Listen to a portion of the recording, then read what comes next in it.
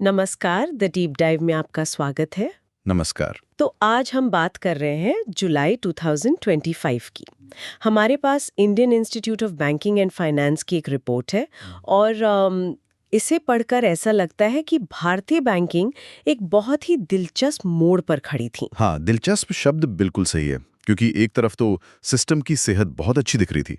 मतलब बैंक मजबूत थे, प्रॉफिट में थे, जैसा पहले कभी नहीं। लेकिन दूसरी तरफ ऐसा लग रहा था कि ग्रोथ को और रफ्तार देने की जरूरत भी महसूस हो रही थी। बिल्कुल, ये एक तरह का बैलेंसिंग एक्ट था। आरबीआई के सामने सवाल था कि इस मजबूती का फायदा उठाकर इकोनॉमी में और जान कैसे फूकी जाए। और साथ ही ये भी देखना था कि इस प्रक्रिया में सिस्टम की सुरक्षा और आम आदमी के भरोसे से कोई समझौता ना हो। सही बात। तो आज की हमारी चर्चा इसी संतुलन को समझने की कोशिश करेगी कि कैसे बड़े नीतिगत फैसलों का असर आम लोगों की जेब से लेकर बड़े कॉर्पोरेट्स की बैलेंस शीट तक पड़ रहा था। ठीक है, तो चलिए इसी बड़ी तस्वीर से शुरू करते हैं। जब हम कहते हैं कि सिस्टम की सेहत बहुत अच्छी थी, तो इसका असल में मतलब क्या है? कौन से आंकड़े हमें ये कहानी बताते हैं? देखिए, इसमें 3 बड़े इंडिकेटर्स हैं। पहला तो है महंगाई। हम्म मई 2025 में महंगाई दर सिर्फ 2.8% थी। सिर्फ 2.8%? ये तो पिछले 6 साल में सबसे कम थी। हाँ, अब सुनने में तो ये बहुत अच्छा लगता है, लेकिन आरबीआई के लिए ये एक चेतावनी भी हो सकती है। अच्छा, वो कैसे? इतनी कम महंगाई का मतलब ये भी हो सकता है कि शायद बाजार में डिमांड थोड़ी सुस्त पड़ रही है। मतलब लोग उतना खर्च नहीं कर रहे थे जितनी उम्मीद थी। समझ गई। और दूसरे इंडिकेटर्स? दूसरा है बैंकों का प्रॉफिट, जो 16.9% बढ़ा था। और तीसरा, जो शायद सबसे अहम है, वो है capital to risk weighted assets ratio, यानी CARR। CARR, right. ये जुलाई 2025 में 17.3% के रिकॉर्ड स्तर पर था। ओके, CARR को थोड़ा आसान भाषा में समझते हैं। ये क्या है और इसका इतना ज्यादा होना क्यों जरूरी है? आप CARR को बैंक की एक सेफ्टी जैकेट की तरह समझ सकती हैं। नियम कहते हैं कि आपको एक खास साइज की जैकेट तो पहननी है, लेकिन भारतीय बैंकों ने 17.3% के साथ उससे कई ज्यादा मोटी और मजबूत जैकेट पहन रखी थी। अच्छा। और इसी भरोसे के दम पर आरबीआई बड़े फैसले ले पा रहा था। उनके पास ये कहने का कॉन्फिडेंस था कि हमारे बैंक मजबूत हैं, वे और ज्यादा लोन देने का जोखिम उठा सकते हैं, चलो सिस्टम में पैसा डालकर ग्रोथ को पुश करते हैं। और शायद यही वो वजह थी जिसके चलते जून 2025 में रेपो रेट में 50 बेसिस पॉइंट्स की बड़ी कटौती हुई थी। बिल्कुल, उसे 5.5% पर लाया गया। और सिर्फ रेपो रेट ही नहीं, कैश रिजर्व रेशियो यानी CRR को भी धीरे धीरे 100 बेसिस पॉइंट्स घटाकर 3.0% तक लाने का फैसला हुआ। तो इसका सीधा मतलब था बैंकों के हाथ में और ज्यादा पैसा देना, ताकि वो आगे सस्ते में लोन दे सकें। एग्जैक्टली। तो एक तरफ मजबूत सेफ्टी जैकेट और दूसरी तरफ इकोनॉमी के इंजन में और फ्यूल डालने की कोशिश। यही थी 2025 की बड़ी तस्वीर। ठीक है, ये सब तो बड़े लेवल की बातें हुई। मुझे हमेशा ये जानने में दिलचस्पी रहती है कि इन सब का मेरी डेली बैंकिंग पर क्या असर पड़ता है। क्या मेरे लिए कुछ आसान हुआ या और मुश्किल? हाँ, ये बहुत जरूरी सवाल है, क्योंकि आखिरकार सिस्टम लोगों के लिए ही है। और यहाँ रिपोर्ट कुछ बहुत ही ग्राहक केंद्रित बदलावों की ओर इशारा करती है। जैसे कि? सबसे बड़ा बदलाव था केवाईसी को लेकर। ओ हाँ, हम सब जानते हैं कि केवाईसी अपडेट कराना कितना बड़ा सिरदर्द हो सकता है। हाँ, हर कुछ साल में बैंक जाना, डॉक्यूमेंट जमा करना। बिल्कुल। और खासकर उन लोगों के लिए जो अपना शहर बदल चुके हैं, ये और भी मुश्किल हो जाता है। सही बात है। तो इसी परेशानी को दूर करने की कोशिश की गई। आरबीआई ने साफ निर्देश दिए कि अगर कोई कम जोखिम वाला ग्राहक समय पर केवाईसी अपडेट नहीं करा पाता है, तो उसका अकाउंट तुरंत बंद नहीं किया जाएगा। अच्छा। हाँ, उसे जून 2026 तक या केवाईसी ड्यू होने के 1 साल बाद तक का समय दिया गया। ये एक बहुत बड़ी राहत थी। ये तो बहुत बड़ी राहत थी। और तो और ग्रामीण और अर्ध शहरी इलाकों में खास केवाईसी कैंप लगाने और बिजनेस कॉरेस्पॉन्डेंट्स को इस प्रक्रिया में शामिल करने के लिए भी कहा गया। मतलब बैंकिंग को लोगों के दरवाजे तक ले जाने की कोशिश। इसी से जुड़ा एक और मुद्दा है इन ऑपरेटिव अकाउंट्स का। बहुत से लोगों का पैसा ऐसे खातों में फंसा रहता है जिन्हें वो सालों से इस्तेमाल नहीं कर पाए। हाँ, और ये एक बहुत बड़ी समस्या है। सोचिए, किसी के दादाजी ने 50 साल पहले किसी बैंक में 500 रुपए रखे थे। आज वो परिवार शायद दूसरे शहर में है और उन्हें पता भी नहीं। इस रिपोर्ट के अनुसार अब ऐसे निष्क्रिय खातों को फिर से चालू कराने के लिए किसी भी ब्रांच में जाया जा सकता था। यहां तक कि वीडियो कस्टमर आइडेंटिफिकेशन प्रोसेस यानी VCIP के जरिए घर बैठे भी ये काम किया जा सकता था। मतलब हजारों परिवारों को बिना किसी झंझट के अपना हक वापस दिलाने जैसा था ये। बिल्कुल। तो एक तरफ तो चीजों को आसान बनाया जा रहा था, लेकिन डिजिटल पेमेंट के दौर में सुरक्षा का सवाल भी उतना ही बड़ा है, उस पर भी ध्यान दिया जा रहा था। हाँ बिल्कुल, सुविधा और सुरक्षा एक ही सिक्के के दो पहलू हैं, है ना? सही है। रिपोर्ट बताती है कि आधार इनेबल्ड पेमेंट सिस्टम यानी AEPS को लेकर नियम सख्त किए गए। APS, ये तो ग्रामीण इलाकों में बहुत लोकप्रिय है। हाँ, बहुत लोकप्रिय है, लेकिन वहां धोखाधड़ी की शिकायतें भी आ रही थी। इसलिए जो ऑपरेटर ये सर्विस देते हैं, उनके लिए सख्त जांच पड़ताल अनिवार्य कर दी गई। और शहरी निवेशकों के लिए आजकल UPI के जरिए इतने सारे फर्जी इन्वेस्टमेंट स्कीम्स के मैसेज आते हैं। हाँ, उसी को रोकने के लिए सेबी ने एक बहुत ही चालाक समाधान निकाला।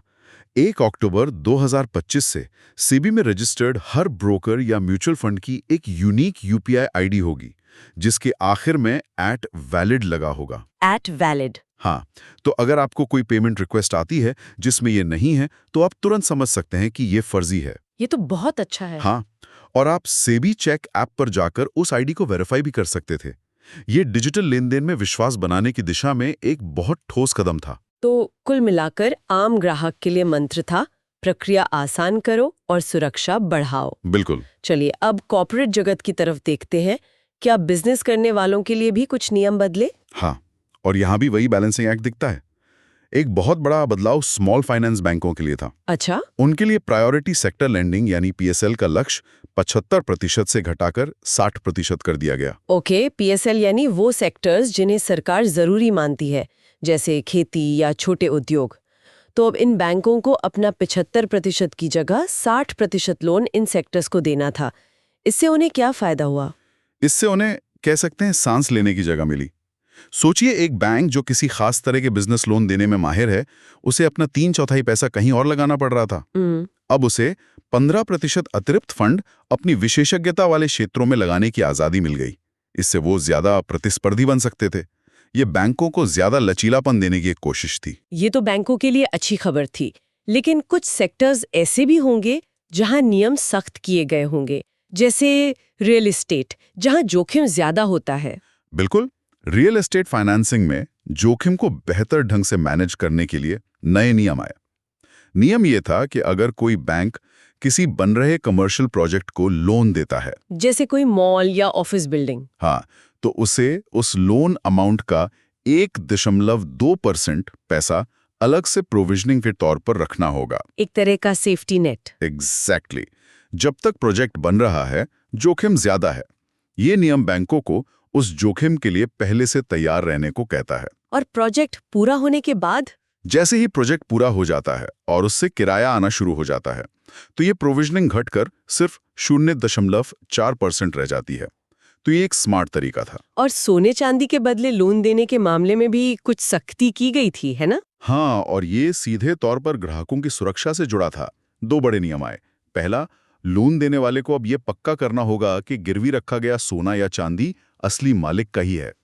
दस्तावेज वगैरह लेकर। हाँ, और दूसरा, जो ज्यादा बड़ा बदलाव था, वो था रीप्लेजिंग पर पूरी तरह से रोक। रीप्लेजिंग मतलब अगर आपने अपना सोना किसी कंपनी के पास गिरवी रखा है, तो वो कंपनी उसे आगे किसी और के पास गिरवी नहीं रख सकती। ओ, इससे तो ग्राहकों के एसेट्स की सुरक्षा बहुत बढ़ गई। बहुत ज्यादा। यहाँ एक और बहुत भविष्य की सोच वाला कदम दिखता है, ESG बॉन्ड्स को लेकर। रिपोर्ट में ट्रांजिशन बॉन्ड्स का जिक्र है।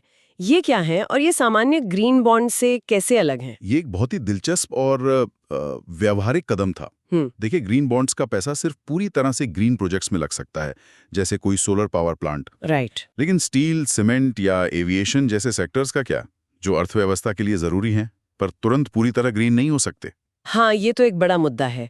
तो क्या ये ट्रांजिशन बॉन्ड्स एक तरह का लूप होल नहीं है?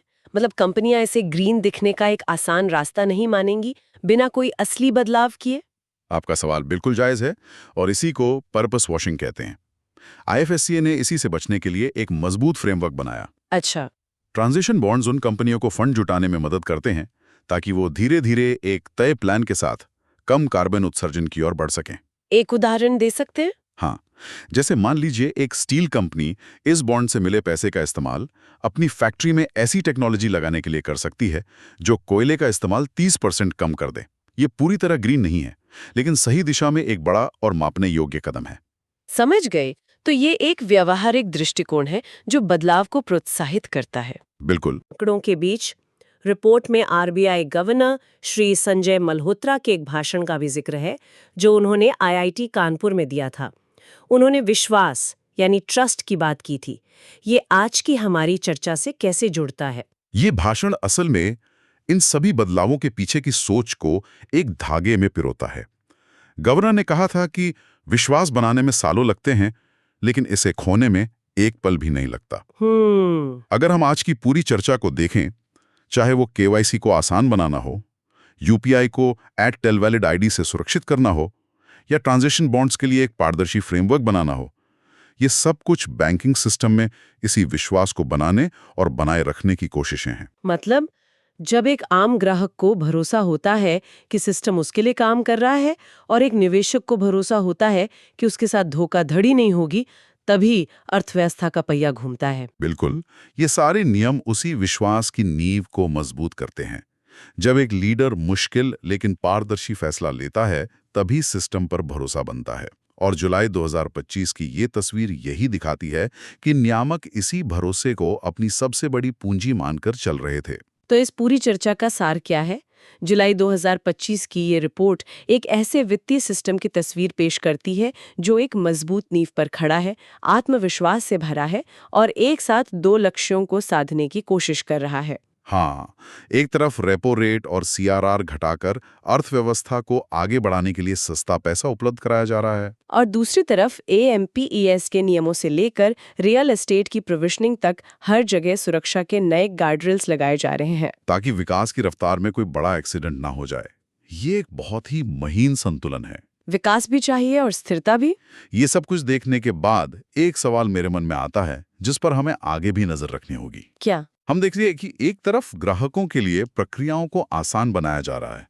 ये सुविधा यानी कन्वीनियंस को बढ़ाने की दिशा में एक कदम है। वहीं दूसरी तरफ एपीएस और यूपीआई जैसी प्रणालियों में सुरक्षा के नियम सख्त किए जा रहे हैं, जो सुरक्षा यानी सिक्योरिटी पर जोर देता है। और ये दोनों चीजें कभी-कभी एक दूसरे के